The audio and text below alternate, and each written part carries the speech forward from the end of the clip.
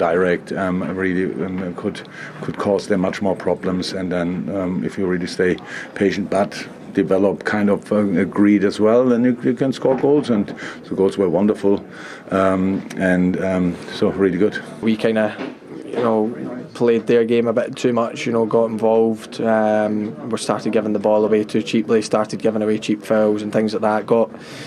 Obviously the fans were getting frustrated with time wasting and stuff like that, but second half I thought we were excellent. There were two big penalty shouts. I'm interested in your view on both of them, really, Frank. I think they both could have been penalties, but probably you don't get them at Anfield.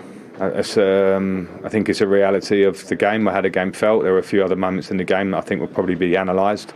But I think the fact that Anthony has contacts but gets booked is crazy for me. Can't see it.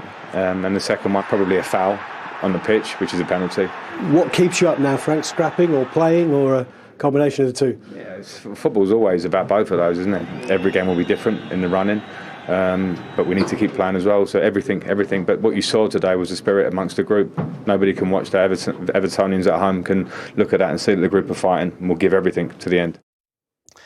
You will know from your experiences that from a Liverpool perspective, these are the kind of games you're going to get on a title run-in. And as Andy Robertson said, they weren't that calm in the first half. They did get drawn into battles with Everton. Well, you would do. In a derby, you're going to let the emotion get to you. But I just thought Everton dealt with that better than Liverpool. They almost drew Liverpool into their way of playing. Everton had a clear tactic in the game and what they was going to do. And Jermaine's going to show you that in a minute. But I just thought Liverpool in that first half allowed themselves to get in there and slop in. And they reset at half-time, didn't they, and calmed down. They were the Liverpool we know in that second half. They not all playing free-flowing football, but impact from substitutes.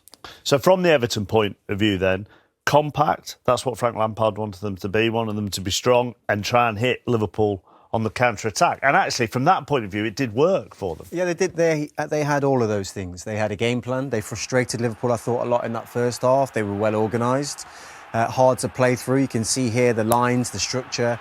But what they did very well is once they did win the ball, they countered, and they countered with pace. Anthony Gordon was by far their best player. He's had a fantastic season. There's a few shouts for penalties, which we'll get into, but Richarlison wanting to drop into little pockets and help out, break him from midfield, Decore here. I just felt that this is the situation. If they're going to play like this away from home, they need to find a calmness, and their decision-making needs to be better when they get into that final third. Like Iwobi in these types of situations, he's an experienced player. Do something, take into the line, cut inside, have a shot. It was just like these situations come few and far between when you play like this. And actually, at Anfield, all of the things like this, scrapping, fighting, digging in, winning second balls, now we go. They had all of that. It was just that final moment where it could have changed. Can you play a ball into Damari Gray, who's a bit more central there? It's not that they should have played that ball. It's just an option. It's an option. It's just kind of when you're getting into these final thirds against teams like Liverpool, you've got to be more clinical. And, Anthony Gordon had another chance here, pulls it wide. He will be proud of what his team did today. I think Evertonians will look at what they did today and think, you know what, if we can take that type of fight, that type of performance into the rest of our fixtures, then we'll be okay. And particularly into their away fixtures, because you mentioned that. If you're going to go away from home and play like that, they've got to take them, because away is where they've struggled. Well, at home, they play on the front foot, and they've had results in doing so. So when they go away, I think that's 8 on the spin they've lost away from home now. That's now a model they can pick up, take away from home and use, but just they need to be a bit. The thing is, they're not going to play a quality of Liverpool every week. No. So that, like Jermaine said, they can build on that. It'll take confidence. I thought Everton did really well today. Let's look at the two Gordon penalty incidents for which he got a booking in the first half. Jurgen Klopp actually said in one interview he could have got a yellow card for the second one as well. Who wants to start? Yeah, I think it's not a penalty. Gordon says he felt a touch. But he put his leg into Keita there, so I can understand. I think the referee gets that decision right. Yeah, I agree. I totally agree with that one. This one, I think it's a bit clumsy from Matip, if I'm totally honest with you. It's obviously one of those ones, if the referee's not going to get it, it's definitely not going to be overturned at Anfield.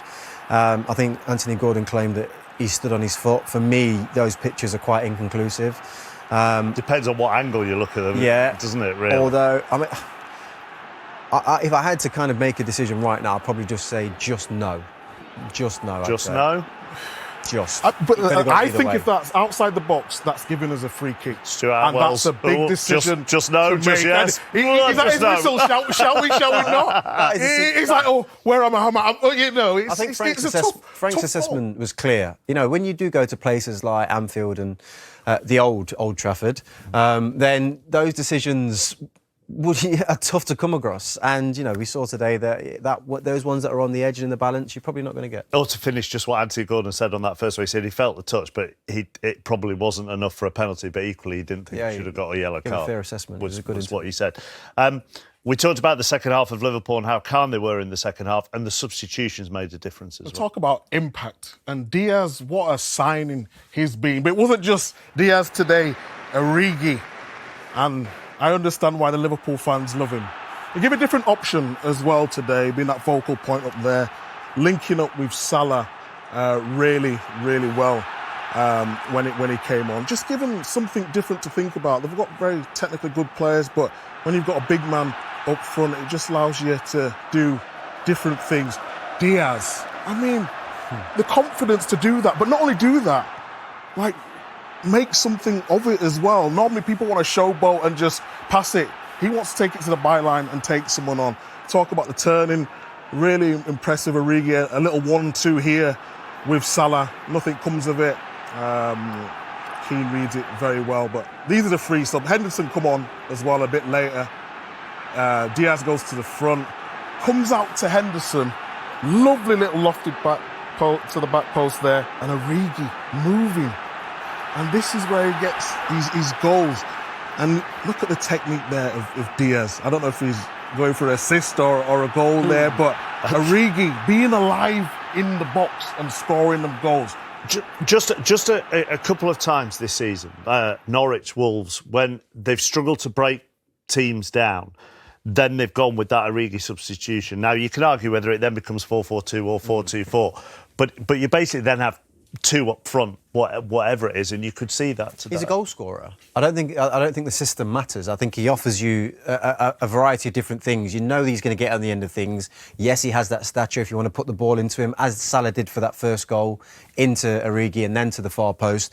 So he offers a lot, but I think one thing that Jurgen Klopp knows is he can rely on him. And that, you know, for a manager to look back at his bench when he needs something and see Divock Origi, you know what you're going to get, and that is a blessing. When you've got 83% possession, you know you can afford to put a striker. You don't need three midfielders in there, and that was a difference today.